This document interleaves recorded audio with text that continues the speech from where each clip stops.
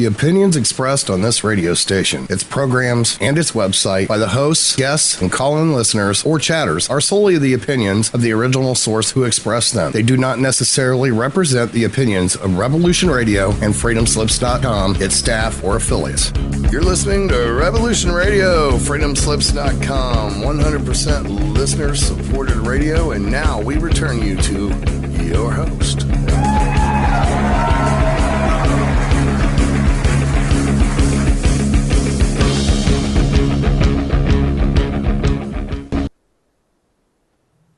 Hi, good evening. Christine Hart here.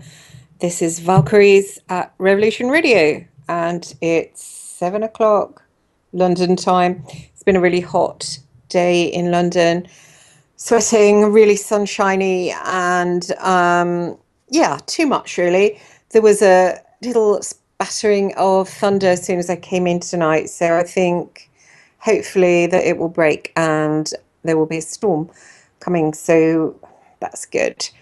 So I'm really glad if anybody's listening tonight, if I have any listeners, I'm glad that I have some listeners. Not glad that I haven't got a guest tonight. So it's another show, or I haven't been able to get a guest, and I don't know why this is happening. I think probably because you get let down at the last minute by guests. I had a chap who was a shaman and had gone to drink ayahuasca and was going to talk to me about that. And he's been flying around Rome. Then I had Sarah Adams, who isn't very well at the moment. So who else did I have? I was also talking in the week to Max Spear's mother, Vanessa, and she doesn't want to do anything at the moment, but you know, it was a possibility. I was trying to get the story in the Sun all this week, and a girl called Carrie-Anne Taylor from the Sun was taking the story from me, and she was really impressed by the pictures of Max and Sarah, but unfortunately, she couldn't get the police, the Kent police, to verify that it was a murder case. I know there were rumours going around that Special Branch was investigating it as murder, but the Sun checked that out, and Special Branch don't actually operate in that area at the moment. So definitely not Special Branch, and they couldn't get from Kent police that they're treating it as murder at the moment. So that story is on hold, but I really would like to get Max in the mainstream over this. I did manage to before with the Sunday Express when he just after he died, but I wasn't in control of the story, and I didn't really like it because it was like, oh, conspiracy theories think their people are being murdered, which is typical, but the Sun were going to treat it seriously because, you know, he's a young man and this is very sad and nobody's got to the bottom of what's happened. So sadly I haven't got Vanessa with me, but hopefully she will come on at some point in the future. And so I was going to say hopefully I'll be meeting her at the funeral, but obviously it's, you know, gosh, that's just going to be a really horrible time. So it won't be a very nice time to meet somebody. Right. So at the moment, so here I am without a show. So I'm going to just speak about the show I did coming out about being a possible monarch. I'll say possible monarch because nobody really has any evidence that they've been tampered with as children in that way. And of course, people don't have evidence that they've been sexually abused, mostly either. So, and you have even less proof of monarch fiddling around. So I did slightly come out and say that I might possibly be a monarch, have been a monarch, because obviously it breaks down. They say it breaks down between the ages of 30 and 40. So mine has gone, obviously, and in some ways it is a different way of life to live like that. I do see that something has really changed in my life, whereas I felt really guided to things. I assumed it was good forces guiding me. I did feel really guided, and now I don't feel guided. I'm a certain,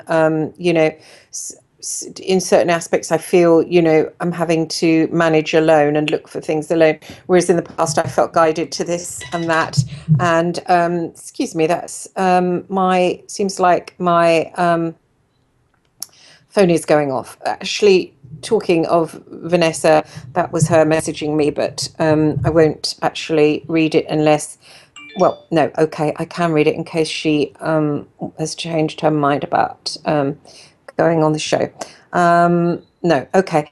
Right. So I went to see David Icke. I went to see David Icke a while ago. It was 2 weeks ago now. It was two. I can't turn my phone off. It's going to keep bleeping. Sorry. It was 2 weeks ago now, over the summer holiday, and I went to the Isle of Wight, and I was introduced via someone else, a journalist, and so we got to meet at the Priory Bay Hotel. But he assumed that I wanted to interview him as a ex-Fleet Street journalist, and I told him that I wanted to talk to him and be interviewed by him on camera about the phone hacking, about the MI6 involvement with phone hacking and how it was a setup to basically have state control of the press, and it hadn't been revealed by Nick Davies in his book, and I still wanted it to be revealed. So we talked for a while, and he filmed me at the Priory Bay Hotel on the Isle of Wight on a really nice summer's day. But as soon as we got back, he said the sound wasn't great.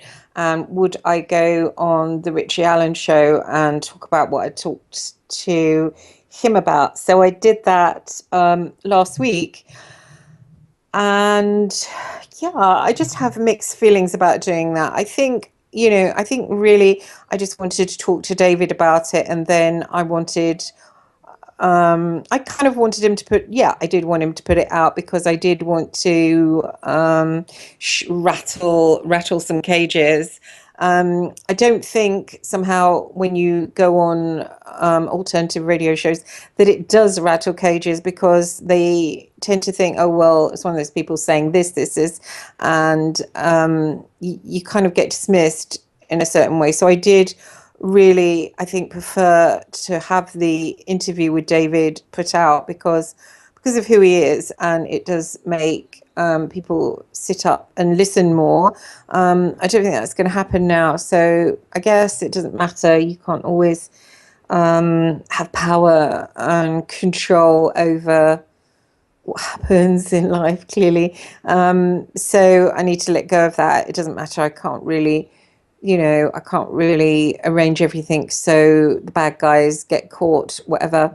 I know lots of people are doing stories around what happened with the News of the World crashing, as Mazen Mahmood. He was a man I worked with in the Special Investigations Unit. We used to go out together quite a lot. I played his wife on a few occasions, and worked for him for a couple of years. Well, while I was working for the news desk, I worked for him as well, but obviously under complete umbrella of the news desk, not just reporting to him.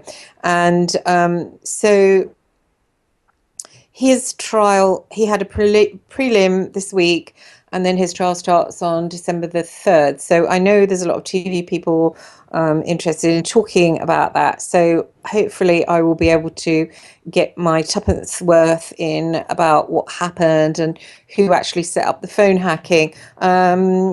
I know Panorama want to do something on, what other naughty things we did at the News of the World. So, but, they tend to cherry pick things they want and then leave the others. So it seemed like David was the only person who would point out that aspect of it. When I was with him, I talked about growing up in an orphanage and possibly having that Monarch stuff done to me, because somebody had approached me and read one of my books and told me that it had been done to me. And since then, I'd gone on a really sort of interesting adventure where I'd met other people who had had satanic ritual abuse done to them, and who had this Monarch control and hadn't always done missions. You know, I seem to look back and had these various different missions, but other people had had it done to them and just, you know, were sort of living normal lives, so to speak.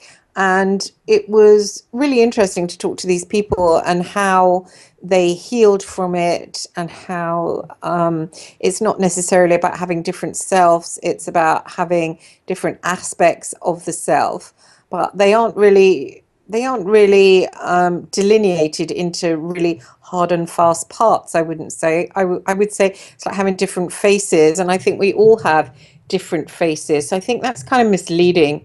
And also, they do use hypnosis on the subconscious, so that it's not always about parts. It's sometimes about triggers put in the subconscious. So there's all these different ways, and I'd learnt a lot about the Monarch control from these people that I'd spoke to, and it's quite interesting actually that it's almost like it's like dissecting the soul.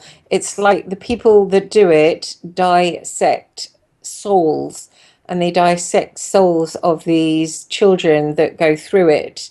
They get children because obviously, you know, they're very vulnerable, and it's easy to do to these new minds. And it's kind of an occultic thing. And interestingly, Russ Disdar seems to grasp this, and he had somebody on his show called Holly Hunt who grasped this, because they announced that most of the making of a monarch is done in the astral. It's not done here at all. I don't know if I agree with that, because I grew up in an orphanage, and I believe that the clergy, there was a bishop in charge of our orphanage, is kind of weird, but I believe that they got stuck in, especially as we had these weird ice cream and jelly parties twice a year that we had to come back to, which I think was checking to see that it was in place. So I think very much in my case it was hands-on, physical hands-on,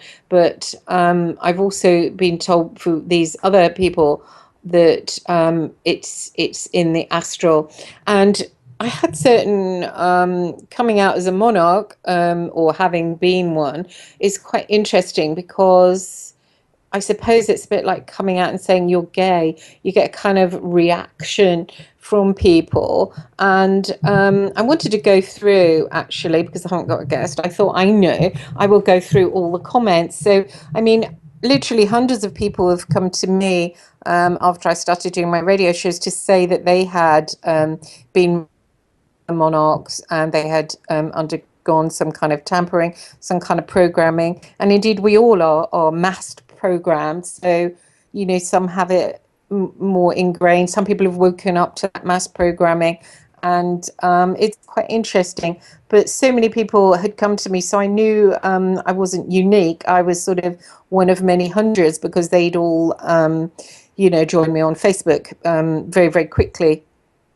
And so, yeah, so that was interesting. So, but you know, you'd think when I talked about it on this Richie Allen radio show that I was the only one, or somehow thought I was the only one. It's quite bizarre. So I wanted to go through the comments. There's 140 comments. I was just wanted to go through them, being minus a guest. So anybody thinking, should I come out and say I'm a monarch or I was tampered with, so they can see what kind of reaction they're likely to get from others that aren't saying it. So it's yeah, I wouldn't advise it really, because it's just, someone said something about, oh, you just need attention, and you know, unless they've been in the position of having that kind of attention, you know, it's quite ignorant to say that it would feel good. How could anybody imagine that it feels good? I mean, it really doesn't feel good to talk to someone on a radio show. Now, my own radio show. So for me, I've been on TV as well, mainstream TV. I've worked in News of the World and the Sun, the Mail, Sunday Times, and so for me, going on an alternative radio show, it doesn't feel very sort of big. So then to be insulted and saying you're just doing it to get attention, is it feels, I know, it just feels really kind of weird. And then you think to yourself, who would want that kind of attention? Because you know when you're on a radio show that it's going to be negative. It will be 50% okay and 50% not okay. And you have to really put up with the insults. You really are going to have to, get spat at. And it's horrible if you are talking about something really, really intimate.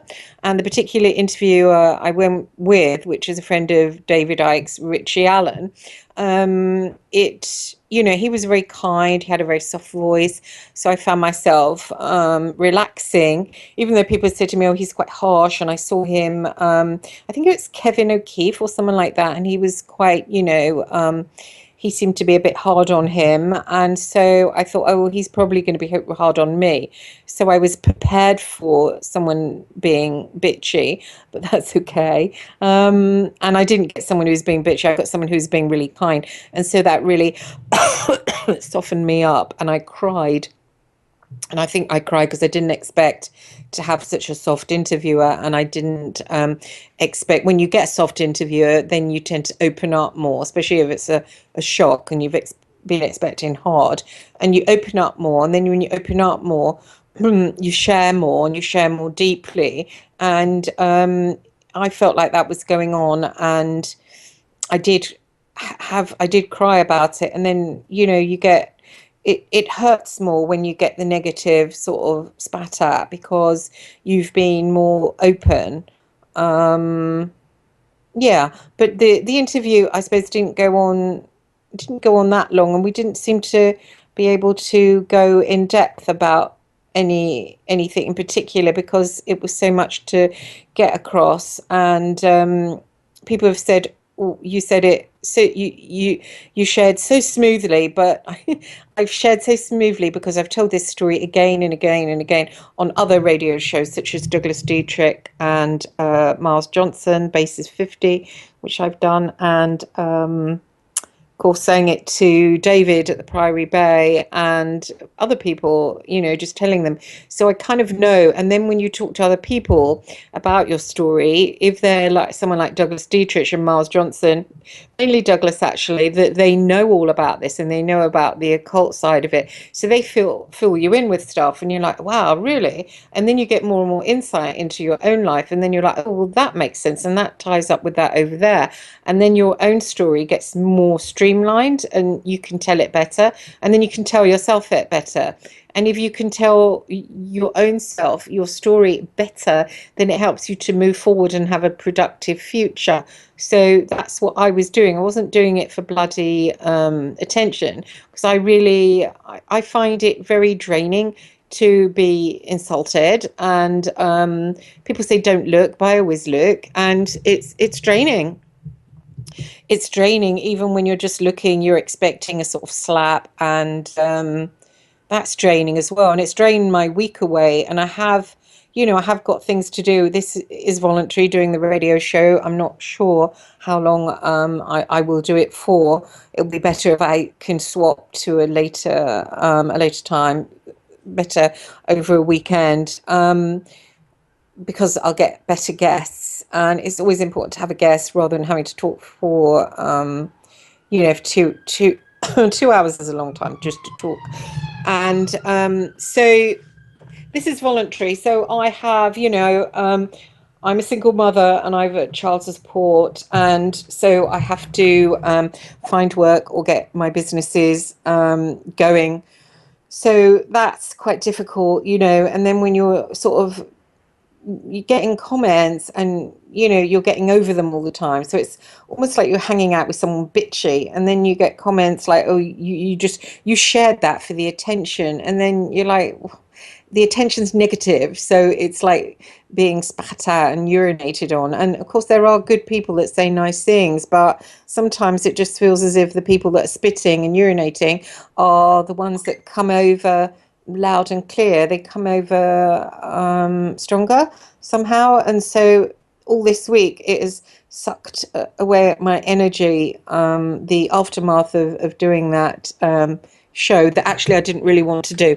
I just wanted to talk with David on air, and I wanted to put out there, and I just thought it would rattle some cages. So never mind, it's ended up just rattling my own, which I suppose is what happens when you have bad intent, when you do something for a bad intent. I did it to rattle cages. I'm still angry that there are certain people sitting there in £8 million houses, and I'm, you know, renting in hovels, and it's getting worse because rents are getting higher. So I feel angry that certain people haven't paid prices for what they've done. And so if you sometimes have bad intent, then things don't work out the way you had them planned, and it backfires on you, and it has backfired on me. I feel to a certain extent that I maybe have been pigeonholed as a monarch, and I don't want to be, because I don't really know that it has happened to me. Perhaps it hasn't. So I don't really want to be pigeonholed as one, you know. I don't want to go down that road really. I just want to whistle blow on a certain person, certain person. Okay. Right. Okay. So I just want to go through the comments that are underneath the Richie Allen show that I was on. So here we are, starting off, here's a this is interesting. This is what happens when you share on a radio show. You just get insulted. So someone called Shores of the East 17 hours ago has said, if you study why we are here, you might not be so ignorant. Oh, thanks. Have you heard of Barbara Marciniak? No, I haven't. Oh gosh. So yeah, I put under that. Oh God, you're so kind. Well, actually, really, let me delete my comment, because really, why did I put that? You know, I mean, why did I respond to someone that just says, you might not be so ignorant? You know, I spend all my time either meditating or reading and trying to find out why we're on the planet. I find it very frustrating to live on a planet where I don't know why I'm here. I've been here quite a long time, yet I still don't have any purpose. I seem to be struggling financially, so I seem to have worked quite a lot during my life, and yet it seems to have been to someone else's agenda. So I do feel ignorant, and that surely was what I was sharing on the show, to be ignorant, to not know. Has one been tampered with? Maybe not. Maybe I've just been a creep all my life and an asshole. If that's true, I want to admit it and find out that that's true, and then embrace that reality and then move forward, because only when you have truth can you move forward. So I don't care. I don't care if it's that the reality is that I'm sad and, you know, worked really hard on stupid things like trying to work out what was going on with Kenneth Bianchi, the Hillside Strangler. Perhaps, you know, perhaps I was just an arse. So here we go. And then the next one. Okay, Sale 1948. She would never have been left alone in a room with Brady. Oh my God. That really, whoa, that really makes my blood boil, because, sorry, I didn't see that one. I have to just recover a few minutes. Not only was it covered by the Sunday Express at the time, but it was covered by my book, Hodder and Stoughton, which was over 100,000 copies sold, and it was translated internationally. Now, do you think that Rowena Webb, who is far superior to you, Sale 1948, might just have done her homework? Runs a $1 billion company. I think they've got a sister company, Little Brown. I probably got that wrong, but they've got a big sister company in the USA. So Hodder and Stoughton, they just took my word for it to do the chapter where I was left all alone with Brady. No, sweetheart. What happened, you ignorant little swine, is that he wrote a letter to say, "You will be alone with me. My visits are now unsupervised." That means that everybody, not just me, little sucker, not just me, okay? Not just me, but every visitor that he had, including Lord Longford, would be left. I think Longford was dead at that time, would be left alone with him. My visits are unsupervised now.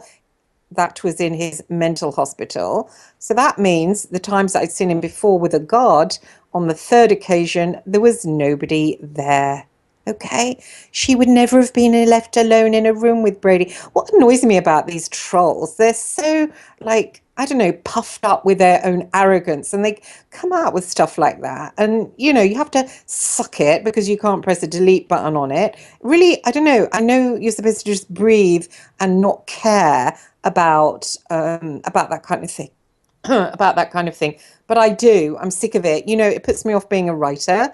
Actually, that when you try and share something from the heart, and I think that actually somebody said to me that I could sue Ashworth because at the time I was in my 20s, that I should never have been left alone with someone like that. And they said, if you want to go ahead and sue them, do it. In fact, I might go ahead and sue it because you know what? I'm sick of the odd troll that comes along and says that kind of thing.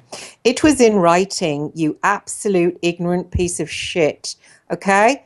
Sale 1948, you're a piece of shit. Okay? Absolutely. It was written in a letter.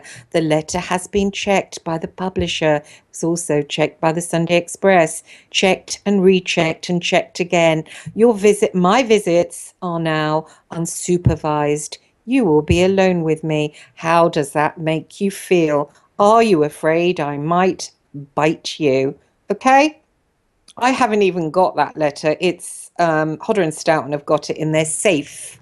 Okay, so sorry. And also the Sunday Express, after they published the story of what happened, they because he fought it in court and said, "Oh, I didn't ram my tongue down her throat." Well, yes, he did, and it got thrown out of court because they said that he couldn't ever be libeled. So you can say what you want about him without being libeled. So that, although it was reported wrongly in the Independent, the very next day they had to print an apology to the Sunday Express. And that is why in 2009, Hodder and Staunton told me to write the whole chapter about being left alone in a room with Brady. Okay, so you little scab, move on. I know I shouldn't get angry and should turn the other cheek, but I find it really hard to because you're coming out and you're sharing something, and that was something horrible that happened to me. It never should have happened to me. I was a young girl in her 20s. It upset me, disturbed me for a long, long time. And even though, okay, he's a weak guy, he's an old man, he's a sick old man, he's weak, he was never gonna hurt me physically, but I don't think I should have been left alone with that energy, basically. I shouldn't have been there and it shouldn't have been allowed. And I was left after the normal visiting hours. I mean, really, it was abusive to me. And when I share about it, it really, really hurts me. It just really does. And to have know-it-alls, really know-it-all, know nothing, as the Irish say, know-it-all, know nothing, coming forward from a complete position of ignorance to come out and say something like that, just really, whoa, it just really, whew, really annoys me. Okay, here we are. And then the next one, Shores of the East, 17 hours ago. He's going on, oh, well, maybe Jesus existed. Who knows? We are here on earth as an experiment, highly influenced by Anunnaki. I'm so glad you know that. Thanks for sharing with me, Shores of the East. Ooh, you should be on mainstream TV. Then he goes on. I think that's the spelling. The Vatican are evil and worship Saturn mostly. I agree with that. Not to mention paedophiles in the Catholic Church. I agree with that too. I was adopted from the Catholic Church. Oh, I'm sorry for you. Who cares? Well, I care. I'm sorry you suffered that. Shores of the East. Joe Rogan has his own radio show too. Is he great too? Oh, I don't know. Was I saying I was great, Shores of the East? No, I don't think so. This woman is hurting! Exclamation mark. I can't waste my time talking about churches. The Bible is most likely one big fat lie. Keep learning, please. I really didn't want a response anyway. Good luck to you. Okay, so he's quite turned out quite pleasant. Oh God, it's so. Is it worth ever?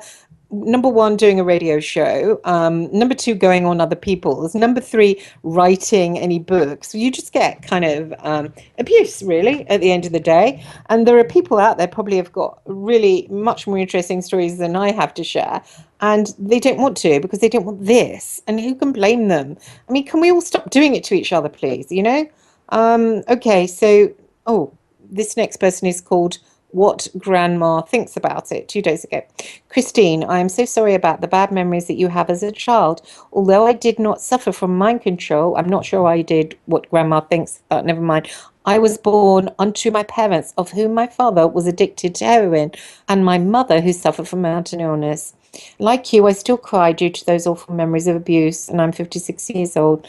Oh, well, of course, it's good to cry. It's really good to cry. 56 isn't old, and crying is just an amazing release. It's nothing to be ashamed of. I mean, sometimes when I'm talking to someone, I just feel like crying because they touch my heart in some kind of way or they're kind. I've cried on my radio shows quite a few times, and it's good. Crying is good. It's like having a poo, it gets it out. I mean, I'm all for crying. I love a good cry. I cry at least once a day, and I love it. Maybe not once a day, but I do like a good little weep. I was crying the other day. I was having a sunbathe, and I just thought, God, I really miss my son. He's back at school. He's a teenager. He's going into the sort of, bored with me phase, and I'm having to face empty nest syndrome, which is next on the cards. And I had a little cry about that. And afterwards, I thought, yeah, pain is part of life. And then when we cry, it's the way of releasing that tension. Otherwise, we're just going to all go around, barking at each other. It's a release valve. It's good. It's oily, I mean, get it going, get the tears going. So that was a really kind, really open woman who commented there generously, who shared her own past and who offered me support and was vulnerable herself. Why don't we have more people like that coming forward? Why not? The good people with good hearts instead of this little prat back there. Look, I've got to read it again.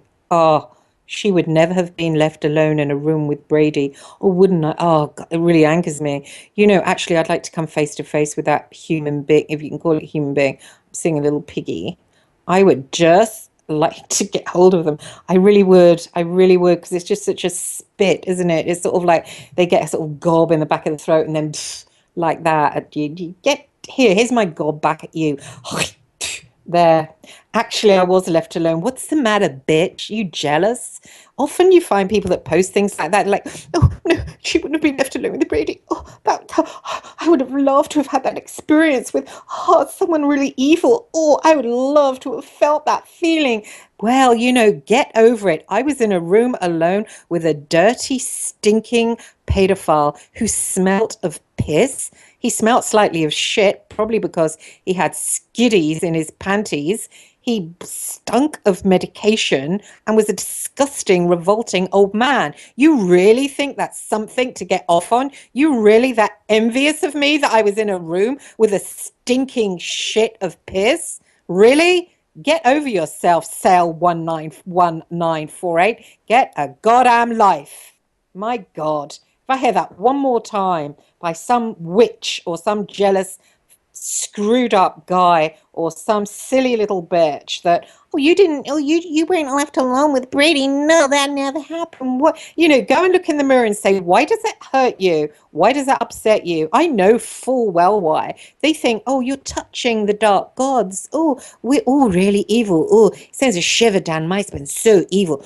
ooh, evil gods and all that crap they come out with on mainstream. No, he was just a broken, disgusting man that actually has got the insides of a twisted, vicious little girl who stinks of piss. So I went out of there feeling nauseated by the close up of medication, piss, and shit and secondhand clothes.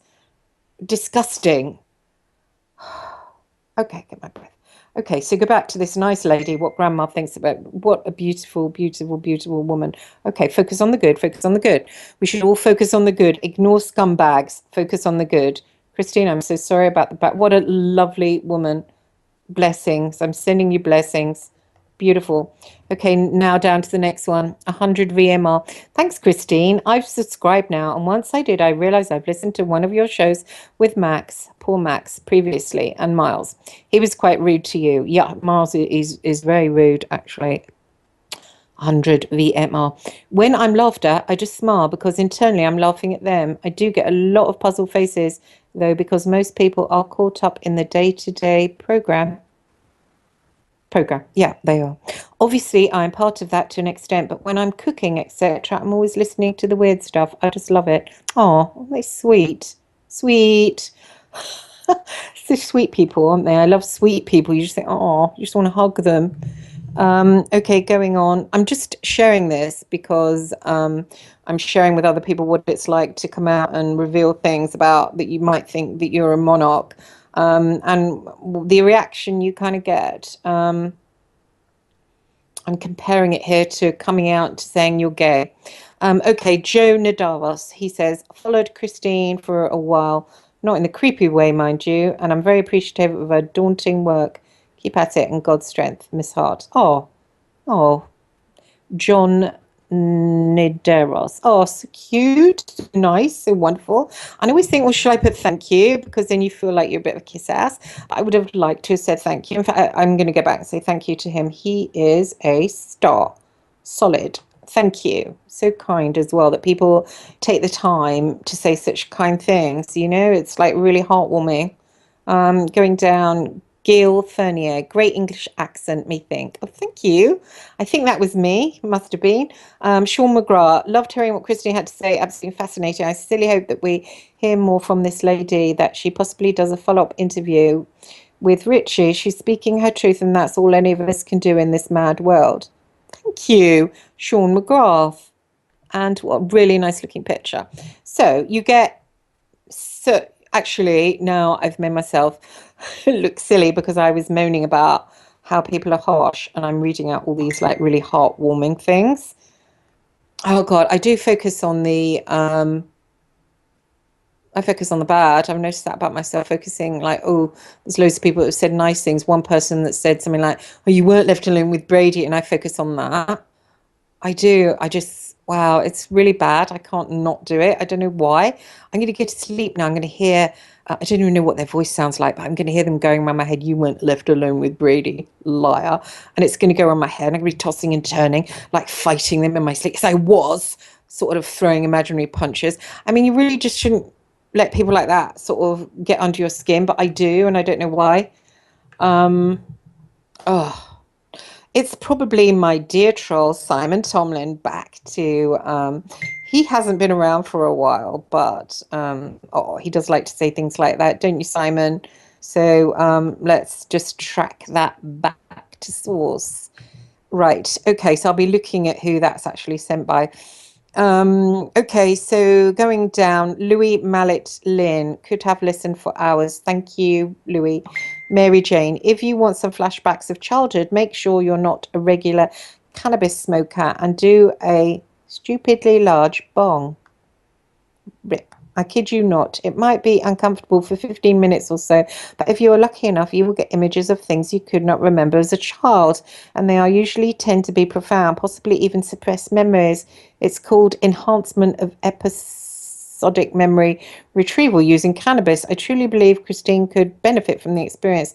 She will literally feel the exact same feelings as if she were in that place in time once again, and I'm sure it will jog her memory tenfold. This is one hell of a story. Oh, she so thank you, Mary Jane. She's sweet and really interesting. I will talk to her. I actually took cannabis when I was little, not little, like, teenage, about 19. And I really took it badly. Actually, I kept seeing fire in front of me, like just burning. And I felt that I was burning and I was on fire. And I just really freaked out and I grasped myself up.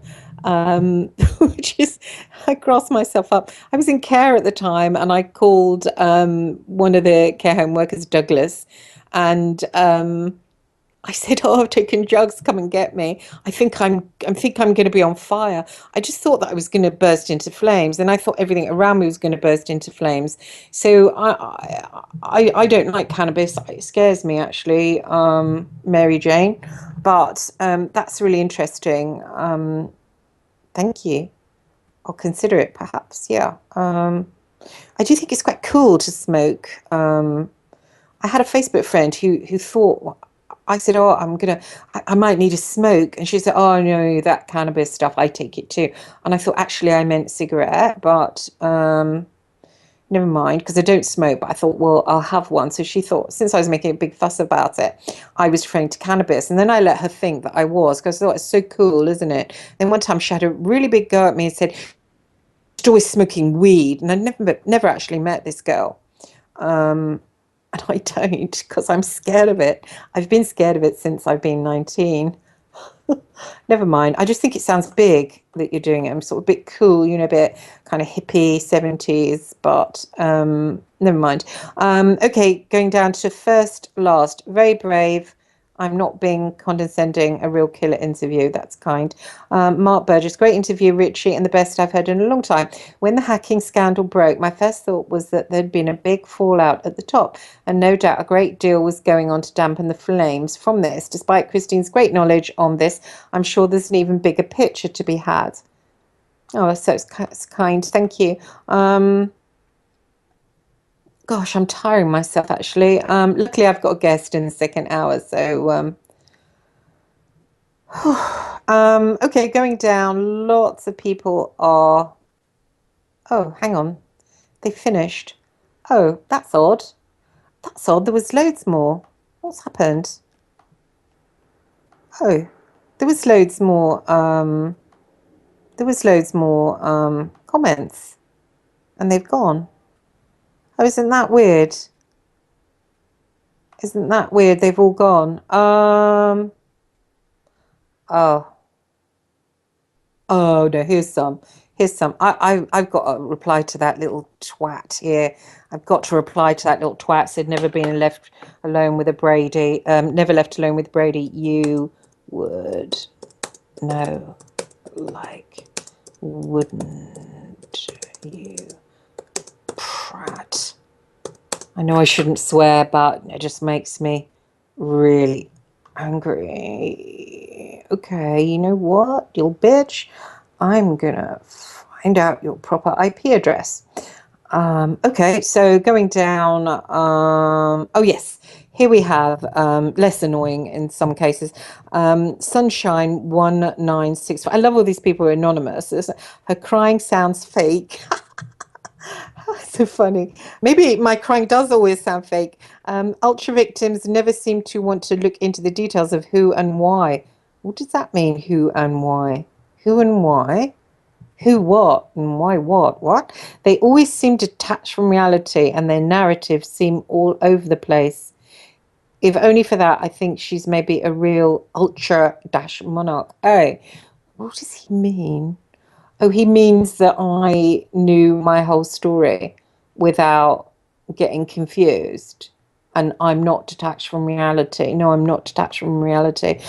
And I don't think you have to be. Is James Casbolt detached from reality? Have you ever listened to his stuff? Sunshine 1965? Obviously, you've just been listening to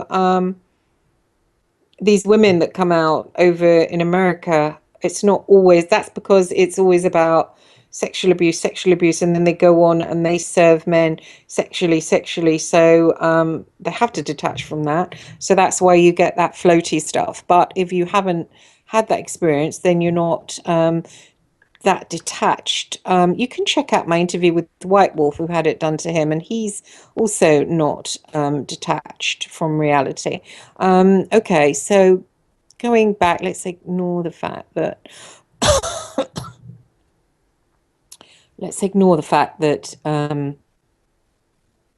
he said my crying sounds fake. Oh, I was moved to tears on the show when I was remembering the parties I went to as a kid at the orphanage, the Crusaders of Rescue, and somebody called Louise saying that she went to the same parties and she put a picture of herself up as a little girl, and I put a picture of myself up as a little girl, and they both looked kind of similar, and we kind of made friends, our little abused girl sides, and I was crying at that memory, nothing else. So I didn't need to fake crying. That maybe if Louise ever listens to that one day, she thinks I'm a big bitch. So actually, that meant a lot to me. You absolute F. So, gosh, so it's so judgy. Just how can anybody ever come forward and say anything about their own experiences if they have to stand in the stocks and get spat at and urinated on? And these are all people here that don't use their real names. It's all like Gobbledygook 195 or this, that, and the other. And there's no like real name, real picture of the self standing up saying it's all like getting out a little penis in the dark. Oh, I got something over my head, a mask. You can't see me. There in the face, bitch. I'm gonna go off because you ain't never been left alone in a room with Brady. I mean, get behind me, Satan. I'm trying to be honest about things that happened to me. If it, affects you or hurts you in some kind of way inside, it ruins your vision of the world, of how it is that, oh, she was left alone with Hannibal Lecter. Well, that never would have happened. Sorry, but Brady isn't Hannibal Lecter. He's a child rapist. He's a dirty little skiddy pants little child abuser that me as a 28-year-old woman, he was never ever gonna hurt me. Get it? God. Sorry, going on. Now someone here called McGregor Mathers. I don't doubt anyone who says they have been abused. Well, thank you, McGregor. But if they have DID, there's a chance they could be looking to make sense out of what happened and make connections that are not there. That's true. I don't have DID, but I think people can try and make connections that aren't there. This is a psychotic type state. I agree. Abuse and grooming can really mess someone up, and DID is a serious mental health condition. Just because someone has DID doesn't mean they were programmed, but they could have been subject to ritual abuse and extreme CPSTD, DID. I don't know much about Monarch, but I do believe the Americans are capable of anything, but I'm skeptical, which is always a good place to be, I think. Actually, mine was the English, and I do believe the English are worse than the Americans. After all, they murdered Joan of Arc. They burnt her. So there we are. Did he say anything more? I replied to him. I won't read my replies. Oh, here we are. He's back again. And he says to me, I've always thought there is something sinister about the cult of Mary. Really? Okay, he's quite interesting, McGregor Mathers. I have always thought there is something sinister about the cult of Mary. I had a partner who was brought up in Catholic Ireland, rebelled, became pagan, and ended up with major control issues. Didn't have much esoteric abilities, though, and wasn't ritually abused to my knowledge, but quite a cagey person. Highly ritualistic, abusive, ceremonial experiences could have opened you up to angelic or demonic entities, though. Yeah, I agree. Doesn't he say it well? You can tell he's really bright, this guy. Highly ritualistic, abusive, ceremonial experiences. Whoa, that's a mouthful. Actually made me feel weird when I read it, as if, yeah, I have had that. Ugh. Ugh. Okay, who may have even been evoked to protect you. Oh, that's so spooky. So spooky, isn't it? It's weird. What is interesting, sometimes when you do come out and say things like this, you get feedback from interesting, clever people, like this guy, as well as kind people that I'm very grateful for. But people that know stuff, and then they come forward and they aid to your ability to see your own life, because they, the controllers of this earth are dependent on us all staying separate, all staying quiet. Good, we don't want to appear like you're mad. Let's keep quiet about that. So they all keep quiet, and then we police each other like we're trolls and abusers. And then you get intelligent people like to come forward and then fills in puzzle pieces to people that are like intelligent, passionate people that are trying to make sense of the planet and are trying to save the planet by raising the energy and by busting through this matrix.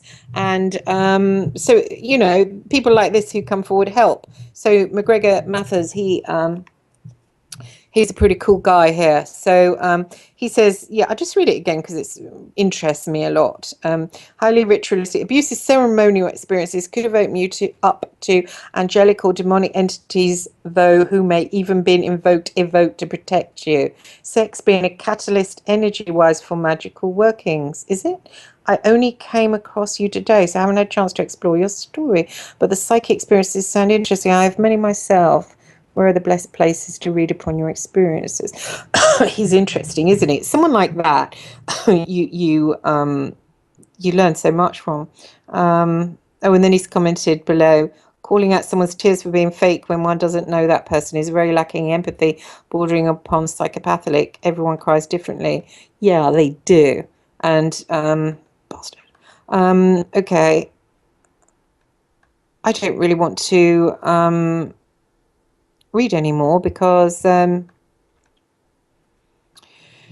yeah, oh, I'm exhausted.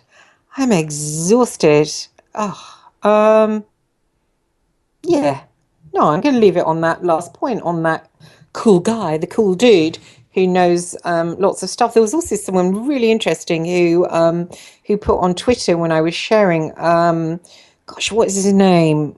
I think Eamon, who's now commented on my Facebook. He said something about Eyes Wide Shut. He says, oh, someone was sharing about Eyes Wide Shut on the Richie Allen show, and I thought, no, I wasn't, but I do remember that film. So I asked him what he meant, or did I? Or did I just Google the film? And seemingly it means quite a lot, this particular film. And I did post on my Facebook. My Facebook, for anyone that's interested, is Christy Ann Hart. So that's Christy and then ANN Hart. So please do join me on there.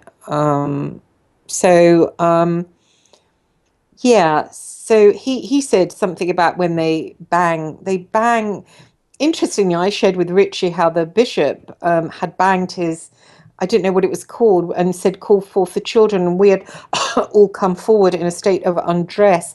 And he pointed out that on the film Eyes Wide Shut, that's what they do. They bang on the floor, and then there's a circle. I don't know what that means, what it's all about. If anybody does, please contact me, private message me on Facebook. If they can illuminate me why that is done. Maybe it's part of the invocation.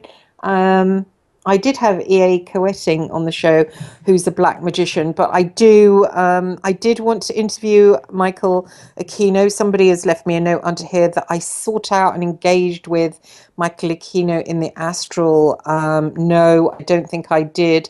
I remember that after I asked him would he come on the radio show, he came after me, and literally I was under psychic attack for a week and couldn't sleep. So I don't think anybody should really ask him anything. I thought maybe it would be a good idea to have him on the radio show, but I don't think I'm capable enough. I don't think I'm armored up with the I don't have spiritual armor. What do they call it? Armored up with the armor of Christ. I think if I had that, then I would interview him, because I would want to find out what all this means, all the banging on the floor, and I mean, who are they worshipping? Is it the Nakash, the god of the underworld? Who did they think they're worshipping? I want to know all the answers to that. And you can only get them sometimes by talking to someone like that. But actually, Colonel Aquino does have a tendency to come after you astrally. And I'm not armored up with the spiritual armor of Christ, which you need to protect yourself. So I don't want to until I reach that pure state, which isn't going to happen anytime soon, because I just get angry when people make gnarly comments on here. I just go into complete rage. So obviously I'm not at the Christ-centered position yet where I can forgive people, but it's hard, when you've been honest and when you think, oh, I'm going to try and share, things and try and do it honestly because it might help others, might help. It's certainly, I'm not going to get a paycheck at the end of it. Yes, I have written a book, but that's been sat on my last book, which is self-published. That's been about the Monarch stuff, how Nick Davis hired me to spy on my former colleagues at the News of the World. It's not actually about that per se. It's mainly about my life. And that sits on Amazon. It's only selling for £5, but does it ever sell? No, it doesn't. Unless I've got my details hooked up somewhere else and Amazon are paying someone else. That never sells. So, it's not benefiting me. I'm not going to make any money out of sharing what I share or out of doing this radio show. I do it to try and help others. I also do it because you get people like that chap McGregor coming forward, and I can find out more knowledge that I can empower myself and maybe just something useful in the world one day. But you certainly don't do it for any kind of financial feedback, or you'll be waiting a goddamn long time. So anyway, we've reached 8 o'clock.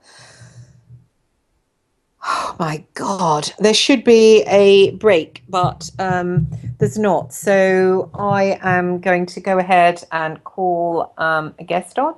Let me see if I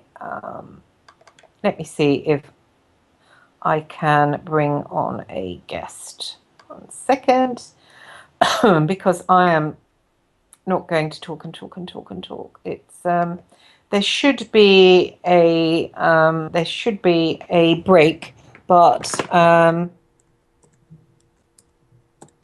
it looks like there's not going to be one. So there's not going to be one. So I will see if I can rustle up anyone that's around. Let me see who is around. Hiya.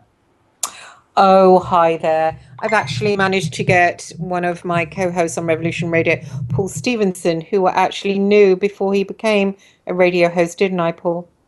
Yes, for a long time. Yeah, for a long time. So I can't really hear you. Have you got a crappy mic? Hold on. Can you hear me better now? A little better. It's muffled. If you can put your lips... What? Is that better? It's a little bit better. No. It should be. No. Can you not do what you've just done? Because I'm echoing. It should be fine. That's better. Okay. Thank you. Yeah, I was just talking to everybody about the meeting I had with Dave Icke, and of course you were there and met David. What did you think of him? I thought he was all right. He seemed like a nice chap. Right. Is that all you got to say? Well, I mean, he struck me as someone who, believed in what he was talking about. I mean, and he seemed to be, from the conversation I had to him, I was talking to him obviously about Zionism and things like that, and about how the US media and even the alternative media doesn't report on that sort of issue very much.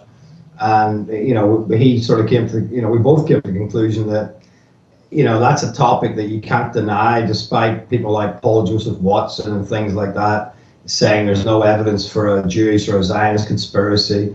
There's an overwhelming amount of evidence for that, and he agreed. Oh, hang on, you're a bit muffling now. Can you stand back from the mic but speak clearer? Yeah, I am. Okay. And he just basically said on that particular issue that, it's the whole Zionist issue is not something, you can't not but notice it. You can't miss it. So if you're not talking about it, it's either because you are compromised or out of fear, because you don't want to talk about it for fear of reprisals. And that could be from the conspirators themselves, or it could be from just losing an audience. And he was very much of the mindset that, speak the truth where you see it, because that's much more liberating, because then you're not pandering to a particular audience who have expectations of you, and it's much more liberating, basically, to speak the truth. And I was quite impressed, with that aspect of his approach to it, even though certainly I don't agree with his worldview when it comes to sort of, spiritual concepts and stuff, but I did find very much common ground with him on his approach to truth and his views on, that there ostensibly is a Zionist conspiracy, and that, Jewish power in the world today is just out of hand, really, and that they're not beyond criticism. Yeah, anyway, I didn't want to speak about Jews at the moment, thanks. So I just wanted to know what you thought about him just as a person, yeah? Well, I don't really know him as a person. I mean, that's just how he struck me, and initially, I mean, I didn't talk to him about that much, really. I talked to him about that particular issue. Right, okay. Talking of sharing oneself with people, I was just reading out some trollish comments that I had below that video, the recent Richie Allen show I did after meeting David, which was, basically what David wanted me to share. I just feel like, is it worth sometimes coming forward, sharing one's truth if one gets urinated in one's face by any, nutbag with a face mask sitting at the keyboard dressed up in his mother's clothes like goddamn psycho? Is it really worth sometimes sharing one's personal bits? What do you mean? What? In what regard?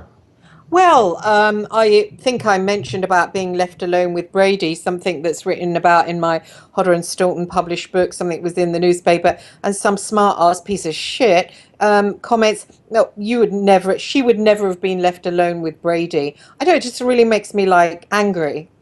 Well, I mean, I wouldn't get angry about that, because, I mean, on what basis is he basing his, his comments? I mean, it's just just an verified comment that someone makes with no basis in evidence that he has. Someone you don't know, someone who is not in a position to comment accurately or fairly about that sort of thing. So why bother letting someone like that upset you? I mean, it's just, there's a lot of idiots, there's a lot of angry people, there's a lot of jealous people, and there's a lot of just nonsense that comes out of people's mouths.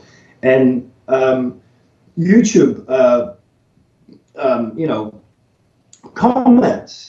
A lot of the stuff, if you actually listen to comments on YouTube, if you even bother to read them, a lot of the time it's quite clear they haven't even listened to the radio host or the guest, and they contradict themselves 3 or 4 comments down when they're arguing with some other lunatic. So I mean, if you're going to do these interviews and sort of open up and things like that, do them without, going to be ruining your serenity about every Tom, Dick, and Harry's little, 2 pennies worth of his comments. I mean, who the hell cares? Or else, don't do it.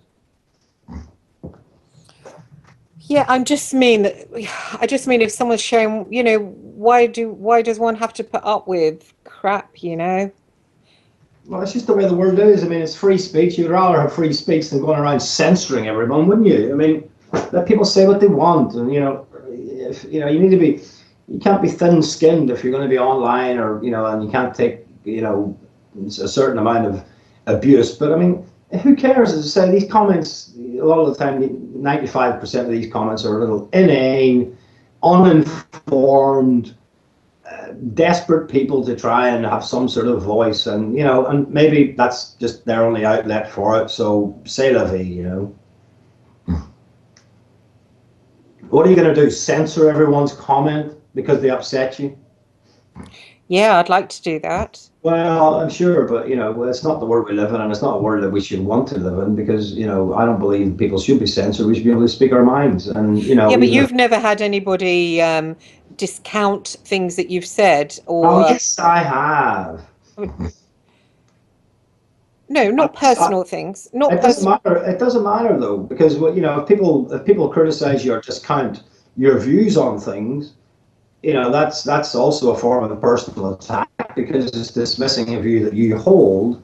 And I've had that, and I've had it from people who are important to me, and I've had relationships with, distancing themselves from me from my, because of my views, and that's much more hurtful than some random that you're not in any form of relationship with, just somebody commenting on an interview you've done. I suppose so, but when I share, because I'm sharing so much of myself, I can kind of feel exhausted after. So you do feel in a weakened state of mind because you've been drained out, Well, literally. I don't remember a rule book which says you have to read all the comments underneath your videos. I Yeah, do. I do videos. I don't read all the comments underneath them.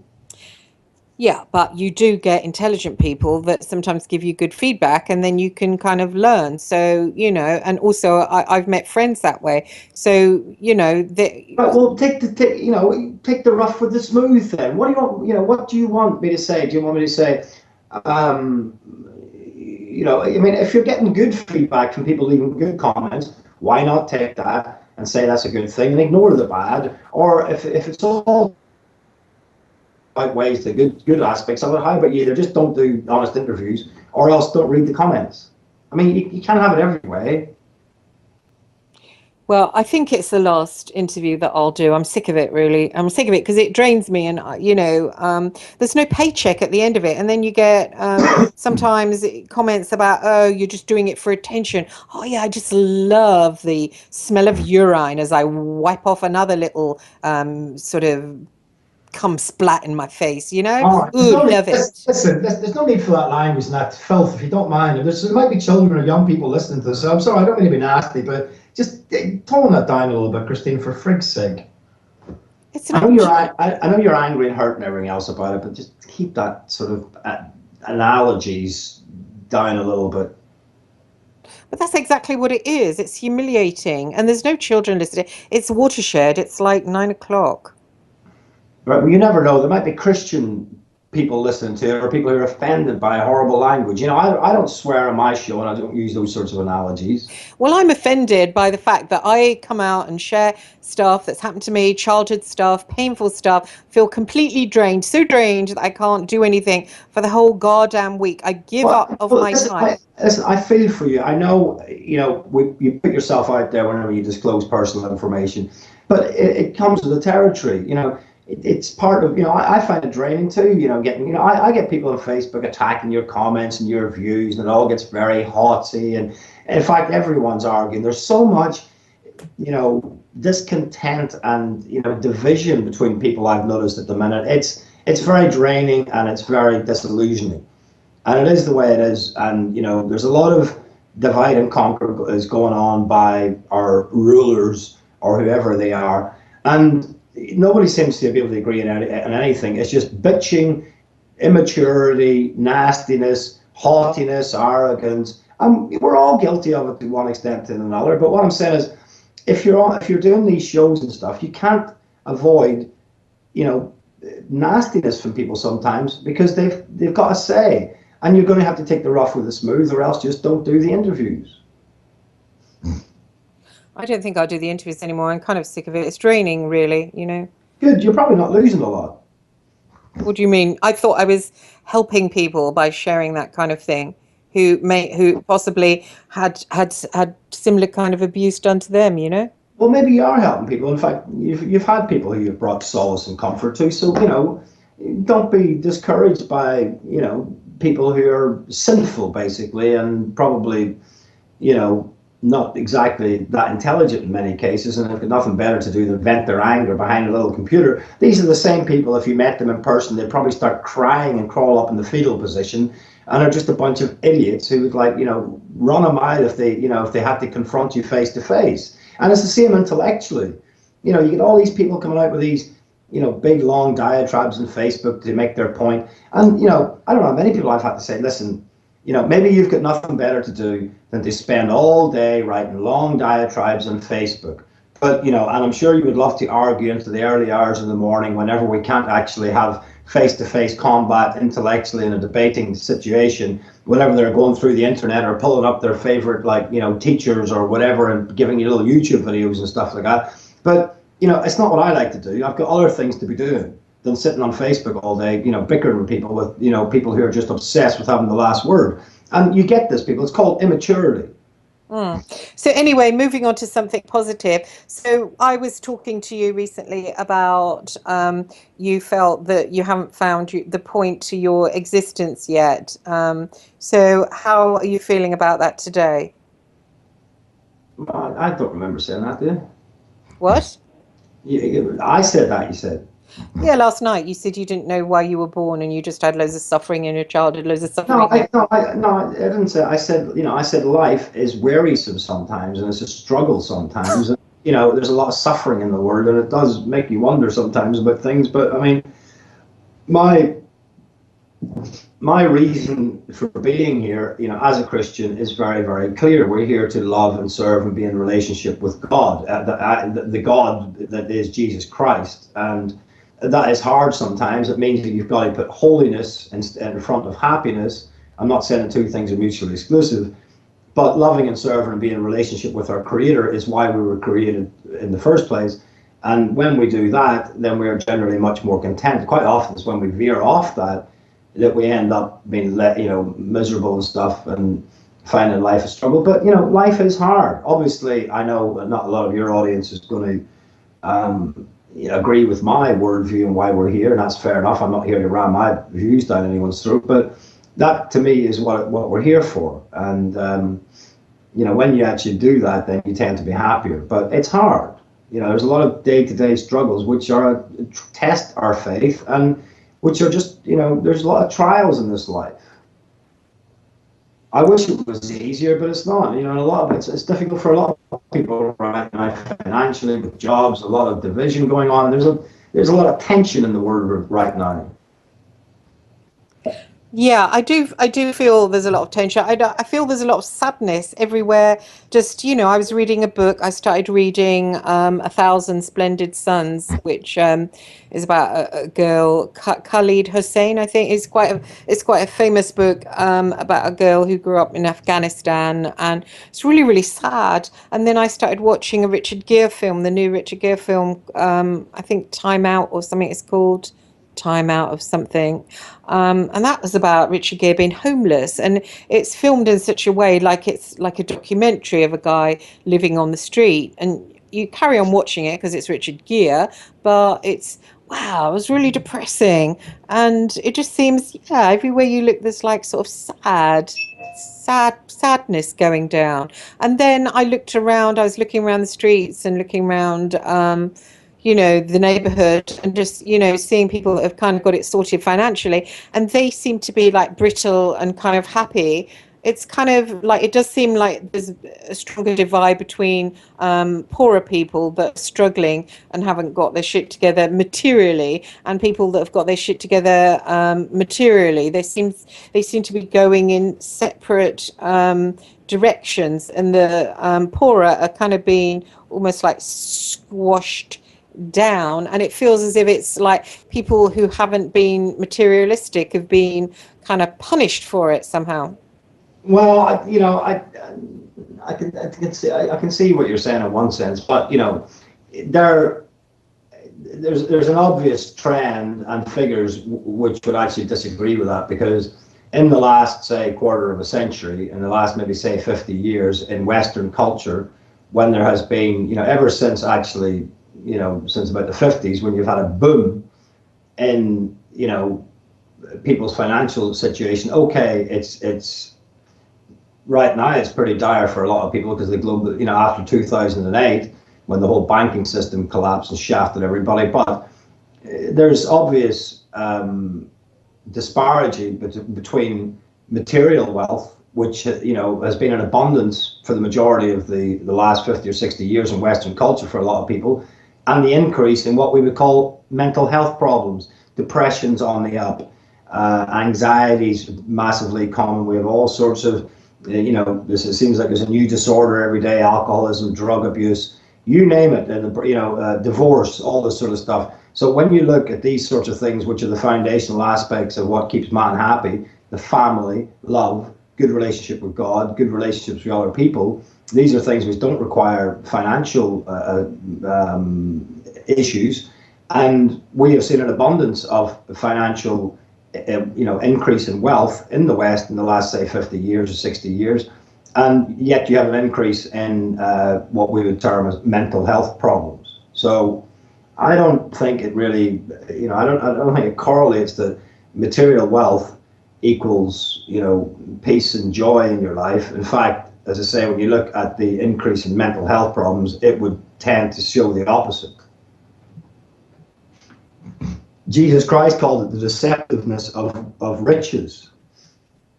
He didn't call it the foolishness of riches or, any of these other things. He said the deceptiveness of riches.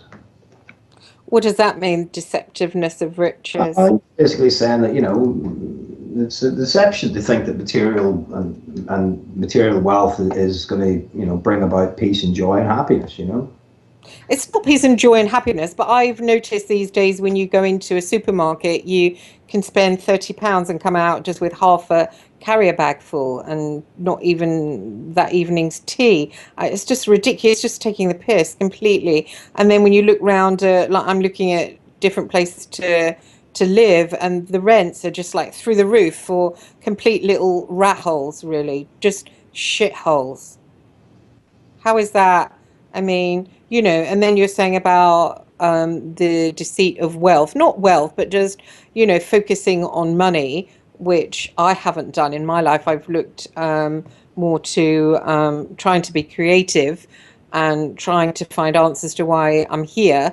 But I just wish I'd have focused on money a bit more, really. Oh. Well, listen, I understand, I understand what it's like to struggle. I'm not exactly in a great financial position myself, but I'm just saying that it doesn't automatically equate to happiness. I know. So why is it set up that if you don't focus on money, that you end up really, really actually suffering quite badly? Um, Well, I mean, it depends, doesn't it? It depends what in what way are you suffering. I mean, what are you missing? You hungry today or something? You homeless or something? What's upsetting you, Christine? Well, I'm looking at different places to live, and I can only afford absolute shitholes, really. Like shitholes, really. Yeah, I know, but as I said to you last night, there's a lot of people struggling at the minute, and it's not nice. You're living in one of the most expensive places in the world. I mean, we don't talk about where I live because one has a stalker. Remember? Yeah, I know, but you're living in the capital, and it's just obscenely expensive to live there. I don't live there anymore because it's just ridiculous. You have to be pretty wealthy to even live there, or else half the people there who are not wealthy are on welfare. Well, I was looking at, without saying what area, I was looking at the area I grew up in. As you know, it's a little bit of a ghetto, and it's like 1,600 to rent a tiny house. How is that?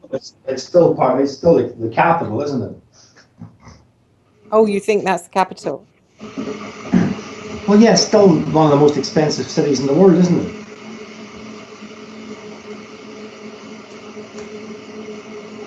I didn't. As I say, Excuse me, are you being a guest on my show and boiling a kettle for a cup of tea? no, actually, a cup of coffee. Charming. I don't think you could hear the kettle. Do you want me to stir it so you can hear the spoon clanking against the cup? Shall I put a bit of music on? Nobody's listening anyway, I don't think so. Oh, I think they probably are. What? They probably are. I don't care anymore. I don't know why I'm doing it actually, because I think I'm too ignorant to actually share wisdom. I just think to do a radio show, you have to share wisdom, and I'm not sure I've got wisdom. The more I learn, the more I realised how confused I am. It's like the more you sink down the rabbit hole, you sort of go for deeper and deeper and never really reach the bottom of, so this is what it's all about.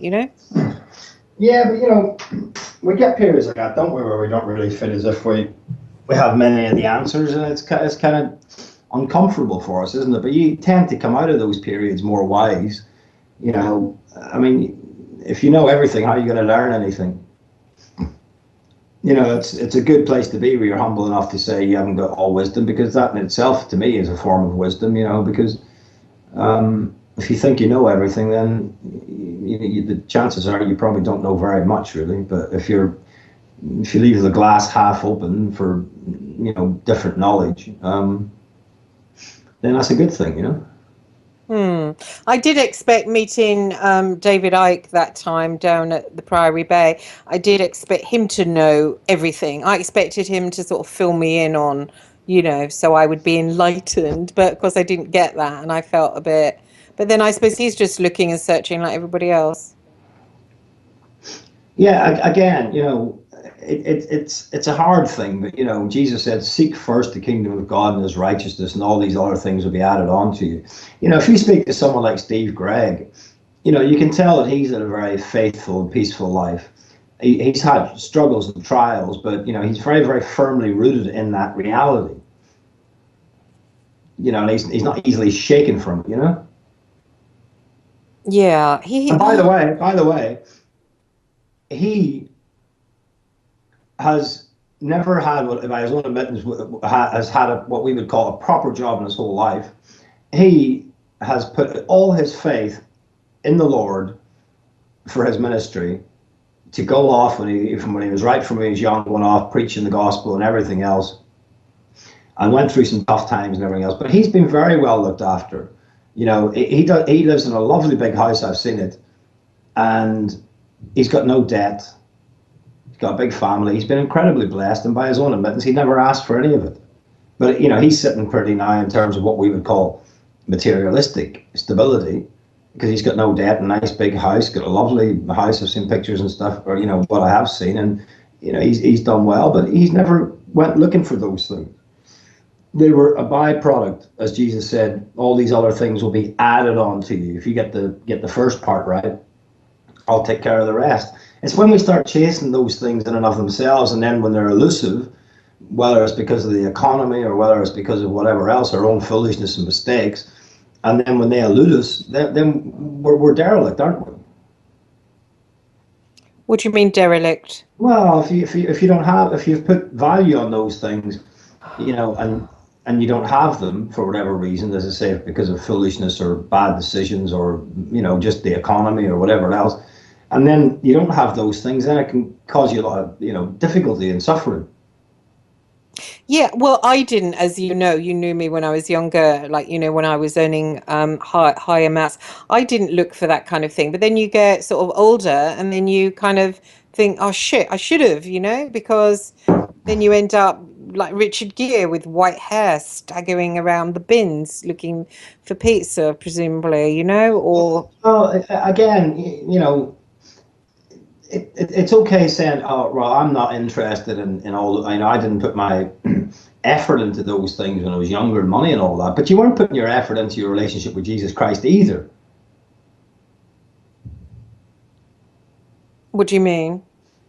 Well, it's not like you were putting, all your faith in the Lord and walking with the Lord, and then seeking first the kingdom of God and His righteousness, and all your life, and then somehow He let you down or something. You probably weren't that materialistic, because you're looking. You probably have a bit more depth than that, but you weren't really putting your energy into the alternative either, which is God properly. Well, I was looking for something, I think, spiritual fulfillment. I remember going around the corner and talking to a priest about working for the News of the World and how it made me feel bad. And he said, once you get more and more spiritual, you'll find it uncomfortable to work for them. I was looking in that direction. Yeah, well, keep looking in that direction because it's called the gospel. You know, Yeah, I just feel I annoyed that I have to live in a skanky shithole. I have to worry about ending up like Richard Gere in that film, and it's I don't know. It just feels wrong somehow. what's that?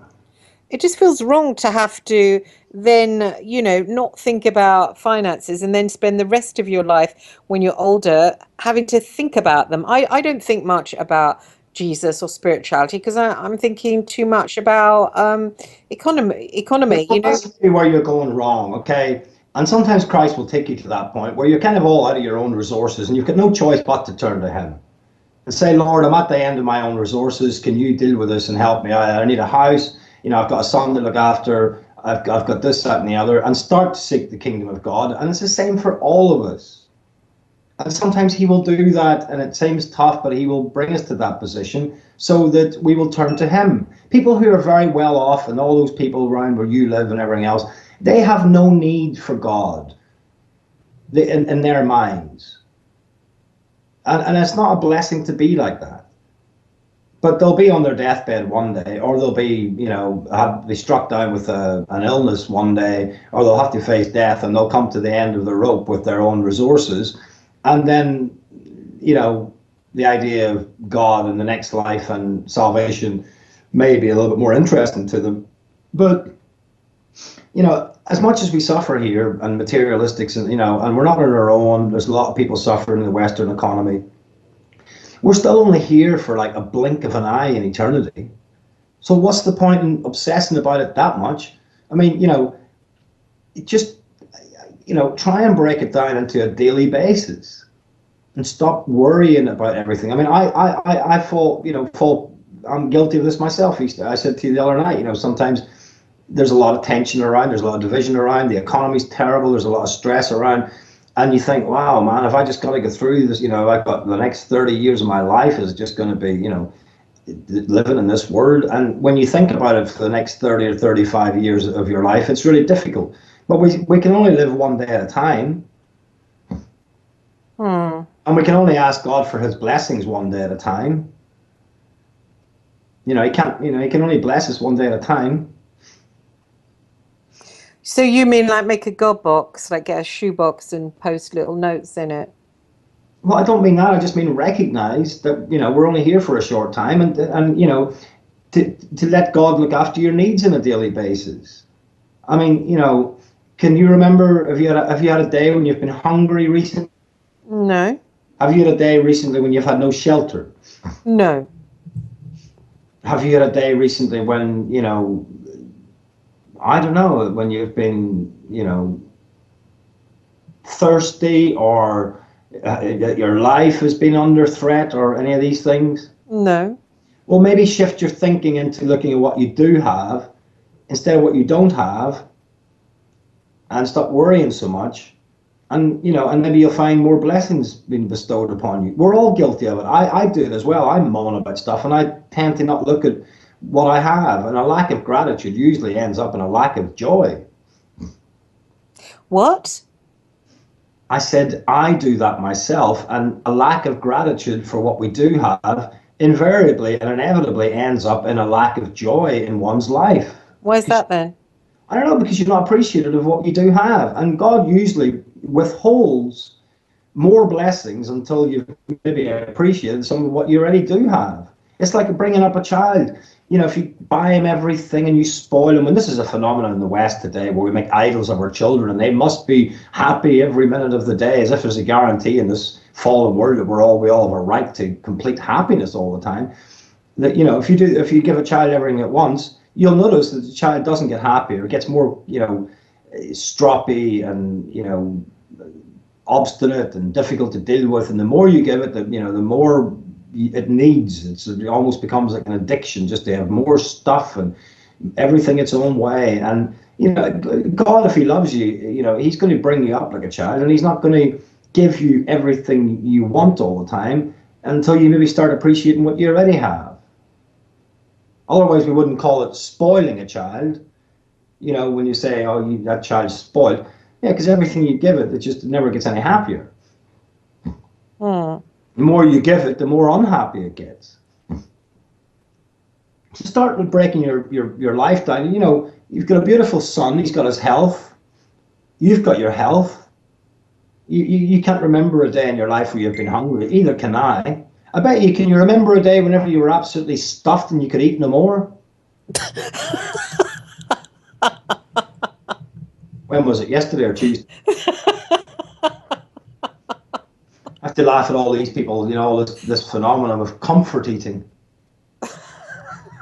I'm so miserable, and my life is so terrible that, you know, I have to eat cake every day to keep it right. You know, I've got to eat lots and lots of cakes, and I can barely move down the stairs for the cakes and the biscuits, and it's such a hard life. I banned cakes and biscuits from this house, or I'd eat them all. Yeah, but you get my point, though. You know, you can't remember a day whenever you were hungry, but I bet you can remember a day when you were pigging out and you could eat no more cakes and sweets and chocolates and whatever else. Hmm.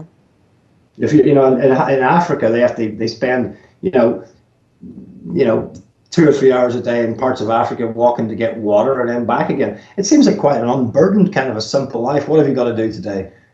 Go up to the well and get water, and then back again. Our lives are very complicated here in the West. You know, we've got all this stuff that we've got to do. Yeah, but I was reading this book, A Thousand Splendid Suns, on this girl living in Kabul in Afghanistan, and she was the victim of all kinds of spitefulness and rejection and loneliness and feeling all manner of things. I always thought, oh, at least those people in those areas, they all like really love each other, and you know, I know it's sort of bombs dropping, but you know, but they're putting up with our problems and bombs dropping as well. Yeah, I know. Well, you know, in wartime as well, you know, apparently depression is what we would call depression is at an all-time low because people just sort of they pull together with what you know with what matters. You know, like you know, surviving and just comfort and getting some food and water and shelter and you know having some camaraderie and you know so you get depression is at an all-time low. But you know, as I say, the figures they don't bode well for materialism when you look at the you know ever since in the 20th century each generation until the next generation apparently you know has only got wealthier. The next generation is going to be the first generation I think in maybe like 100 years which is not going to be as wealthy as their parents, but each generation has got wealthier and wealthier and wealthier. You know the people don't get nicer, they don't get happier, they get more and more petulant, they're just like spoiled children who the more they get the more they want and they just end up unhappy.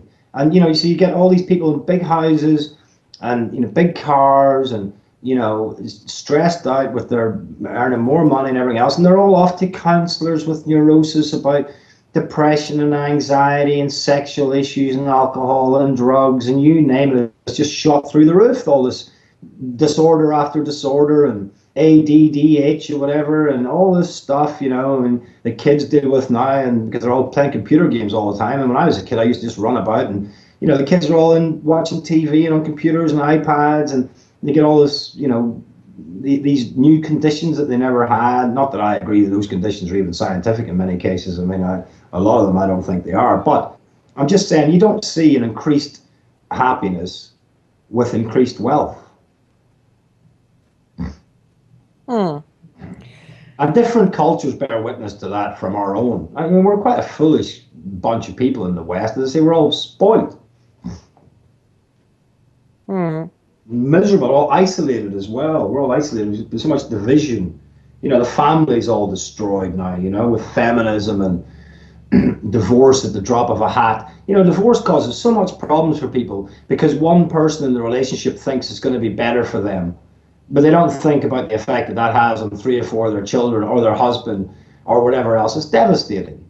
You And talking about your father? yeah, well, not so much. Yeah, well, my father as well. But you know, at least I was an adult when that happened. But it's more devastating for children when they're younger because you have one parent who's so selfish that thinks it's, they deceive themselves into thinking it's better in the long run. The So reality, do you think that your parents should have stayed together? I think when people make promises like they do and the vows they make in marriage, that they shouldn't break it unless someone is, unless there's infidelity occurred. Notwithstanding if someone gets violent and all those sorts of things, obviously, but then you should be removed. But what the point is I'm making, that people are so quick to divorce these days. There's a phenomenon of divorce in our culture in the last 40 or 50 years in a way that our grandparents and great grandparents and their parents and everything else, they didn't do that. So you have, the fundamental structure and the foundation of society, which is the family, which is outlined in God's word as the family, is broken up. And what you're seeing today with things like feminism and divorce and transgender and the homosexuality movement and all these things are a rebellion against the natural order of things by God outlined in his scriptures. And there's consequences to that. It's a deception by Satan. And I know the left like to think it's progression. It's not progression. Progression into what? It's progression into debauchery. So anyway, you're sending me to sleep a little bit. I'm just telling you. Let's talk about something else interesting. So you were talking about Satan. Do you think Satan is an angel, or do you think it's a lesser god who's causing all the trouble on planet Earth? Yeah, a sort of a lesser divine being type character. And what do you think they call him? In what sense? Well, has he got a name? Well, he's generally just referred to as the adversary. Oh, really? Yeah. And why did God... That's what Satan means. It's not, Satan is not a name like Christine or Paul. It's, Satan just means, it comes from the Hebrew Satan, if I'm correct. It just means the adversary. Oh, right. And why was this adversary exist to start with? That's a very good question. No, but because this is a story of the rebel angel, but obviously this is a different character. This is a lesser god we're talking about. So it's not actually the rebel angel who got all upset and then got cast down. This is a lesser god. So what's his storyline? How do you mean? Which is, what are you saying is different? Well, okay, you've got the rebel angel who was cast down to earth. Which one, though? Because this is a tradition in the Bible that this Lucifer character was a fallen angel. That is a tradition. It's a lot more difficult to back that up biblically, actually. Oh, so that's lies then?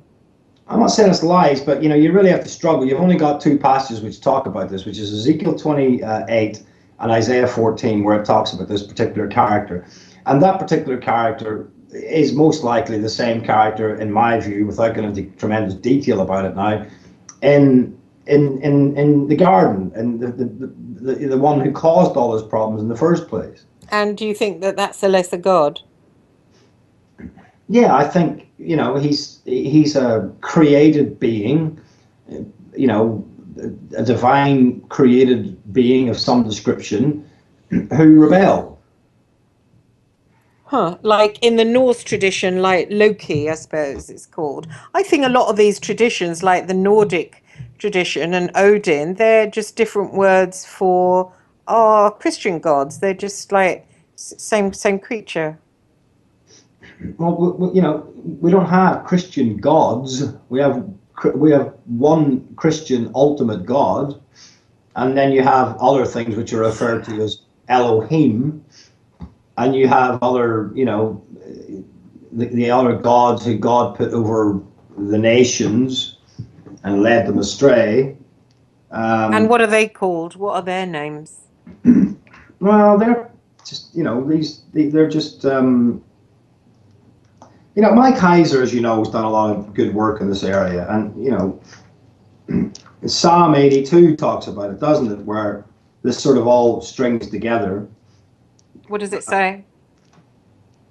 Well, I'll just get to it. Well, but there only is one true God.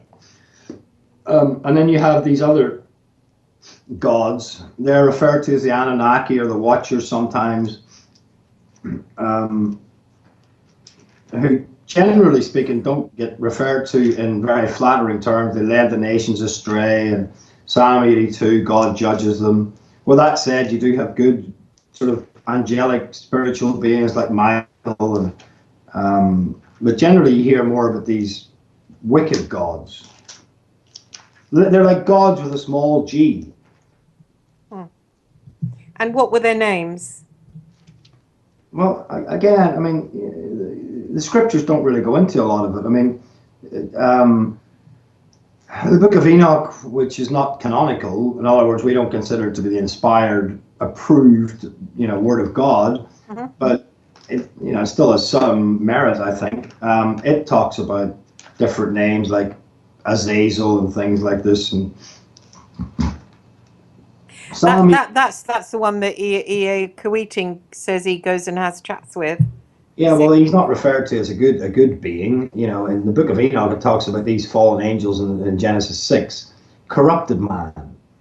But are they angels or lesser gods? It doesn't. As far as I know, they're just divine beings. They're spiritual beings. They're not of this world. An angel is just a messenger. I wonder where these reptilian creatures, that's probably them, isn't it? Like, that's probably how they look to us, to our eyes.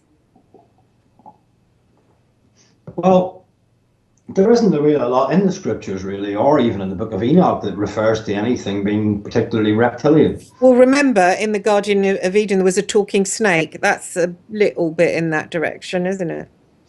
Yeah, well, as you know from the work Mike Heiser's done, the nakash is the Hebrew, which can operate as a verb or an adjective or a noun, and the adjective is a shining one, and the noun is a serpentine being kind of thing, a serpentine appearance, So it doesn't say snake at the end of the day, it just says serpentine appearance. Well, the word nakash would sort of give it a broader meaning, to sort of mean like a kind of a shiny, luminous, serpentine-looking being.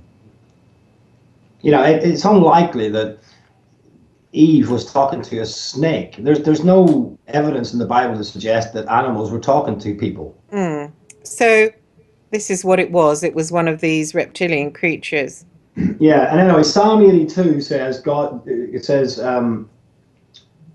takes his place in the divine council. In the midst of the gods, he holds judgment. And then at the end it says, I have said you are gods, sons of the Most High, all of you. Nevertheless, like man, you shall die and fall like any prince. So here we have, God standing and judging these other gods for... Okay, and where is that? Psalm 82. Okay, well, that matches with, if you follow the Norse religions, they're always talking about the different gods and they name them. And then they say at the end of the world, Odin has a battle with the wolf, which presumably is the god of the underworld, Loki, and or is it? I don't know. Anyway, this Fenrir, I think, in this battle, and Odin then dies. So that is kind of similar. The Nordic people's visions of, the end times, really, that their god or who they see as a god dies. It may be, Christine. I don't know. I mean, I'm not an expert in, Nordic gods, but my impression would be that these are, lesser gods, pagan gods. God put other gods over the nations after the Tower of Babel, and they didn't rule the people righteously. So more often than not, these gods are referred to as being destructive. And well, people call Odin destructive. They say he's the god of thunder and he is a warlike god. Yeah, because the problem is with them, one of the main the reasons they were judged is because they they demanded worship of themselves, and that was never their position. They were supposed to cater to the people and rule them righteously, but they kind of got high on their power and they got the people to worship them rather than the true God. and took the worship and idolatry it's called, for themselves. Do you think that different races have got different gods? I suppose looking differently, they probably have, haven't they? Well, yeah, there are probably different ways of parsing these things out, but these gods have been there right throughout the history of man. So. Well, we haven't been taught about them. I mean, I was brought up a Catholic, so were you. I wasn't taught about lesser gods. And then when I went to, that little local church I go to, I said to the parish priest, "Oh, I've just been learning about the lesser gods." And he said, "You don't need to know about that." I mean, jeez, you don't need to know about that. Well, who's he to decide what you need to know about? I know, but you see, I'd prefer to be taught about everything growing up rather than just, fed nonsense like the Easter Bunny and the Tooth Fairy. I mean, religiously wise, fed a sort of silly line about some little angel dressed in red with horns who was naughty to God, and he's the one that caused all the pain and the torment on earth. Because I think there's so much pain that goes on this little planet, it's got to be more than caused by some little naughty angel that could be squished. It has to be something like a rebellion by lesser gods, something more meaty. Well, sin is the enemy. That's the enemy. That's the problem. Yeah, yeah. That is the problem. I mean, that is the problem that Jesus Christ came to address. God inserted himself into his own creation to deal with the problem of sin, which everybody suffers from. My worldview, my foundation of it is that is as a result of of the fall, that we were in right relationship with God, and then we fell, and this whole controversy gets played out in the Old Testament and the New with the redemption in Christ, and then eventually it's all going to be wrapped up, and those who are in God's family will be back to the garden the way it was before the fall. Without, Revelation says there'll be no more pain, no more suffering, no more tears, and all those curses will be done away with officially. There's certainly a lot of suffering going on. I'm sick of seeing it. It's like everywhere, it's like sadness. I don't feel as if I can do anything to help it either. You just have to watch it. Maybe I was just feeling frustrated watching that Richard Gere film earlier. He was just really suffering and on the street, and he was drinking because I just can't bear that seeing people like that. I know we've got it. You just go into London, you see it. I just don't want to look at it. Although I have started like giving money to people I see that are homeless. Normally I start thinking, well, I'm not working, I can't afford it. But I've started, just to give what I can every time I see someone that's homeless. Yeah, well, I mean, my view, and the Christian worldview is that these things are ultimately, a byproduct of sin. I mean, Paul says, the love of money, for example, is the root of all kinds of evil. So you've got, there's so much abuse when it comes to the monetary system, usury, for example. Well, people are just getting greedier and greedier, and it's awful. Yeah, I mean, this is why, when you're a Christian, there's a way out of it. When you repent and you're born again, and you can be delivered from that condition that you live in, and then you live a kind of more in obedience to God, and you're not under the realm and the power of sin in your life so much. And like Scrooge, an awakening. yeah, but ultimately it's not going to see its completion, until the next life, when you're actually, not only delivered from, the penalty and the power of sin, but from the presence of sin, where, there's a promise where you won't even have a sinful nature to deal with. You'll be like Christ, who didn't sin. If you had like 8 billion Jesus Christ walking around, I'm sure there'd be a lot less suffering going on. Yeah, there's some terrible stuff. There was another boy, young 13-year-old, shot in Ohio again, which is awful, isn't it? Yeah, well, I'm sure this is all very, cheering up the listenership this evening. I'm in a melancholic mood. One is because I'm reading that book. The other one is because I tuned into that Richard Gere film just before I did my show. So, yeah, I'm like, whoa.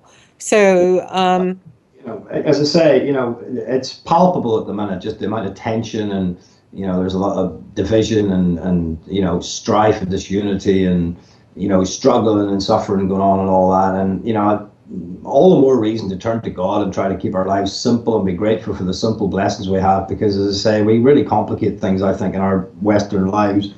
And most people, I'm sure, listen to this show can't remember the last day they were hungry, but I bet you they can remember the last time they, overindulged in alcohol or food or whatever. And, maybe we need to get back to just simple things for for more happiness, prayer and just looking out for other people and thinking, it's no coincidence that really selfish people are quite often quite miserable people. And I know, because I'm selfish. mm. So, the more selfish you are, the more difficulties you tend to have, and lots of people are like that. I know. Anyway, we've got 5 more minutes. Do you want to finish with a prayer for selfish people everywhere? Well, you go ahead. Oh, no, you're better at that than me. Well, Father, we ask you to look upon your creation with mercy and love. Forgive us our foolishness and our disobedience, and bless us and have mercy upon us and help us to appreciate the simple things in life, like food and shelter and water, and to be mindful of those who lack the things that we have, and that we'll be more kind and patient and gracious towards other people in the same way as that we would appreciate that they are kind and gracious and patient with us. And then we ask, Lord, that this planet in the next few years would see some more unity between people, and there will not be so much tension and difficulty and pain and suffering, and that we be delivered from all forces of darkness that overshadow this planet and your creation. In Jesus' name, amen. Oh, thank you. Amen. Well, that was a lovely prayer. Thank you. All right, then. So who have you got coming on next week? I haven't got a guest. There's a guest, supposedly, Giuseppe Capelli, who's drunk ayahuasca. He was going to come on to talk about his experiences with ayahuasca. All right. Go on, you can say something disapproving. I know it's there. I'm not going to say anything disapproving. I can't really comment. I don't know enough about it. It's hard to know. Come on the show, actually, I've got Gerald Salente coming on Monday for half an hour. Oh, really? Gerald's a nice guy, I don't agree with everything he says, but he's got a good heart, he's been very gracious with me. He's always come on the show. And yeah. Oh, anyway, that's us. I'm going to wrap up tonight. It's Christine Hart, Valkyries at Revolution Radio. My guest was Paul Stevenson. Earlier on, I was talking about David Icke and Richie Allen. Thank you for joining me and listening to me. Have a good night. bye. Bye. Take care. Thank you for coming on. God bless. Bye.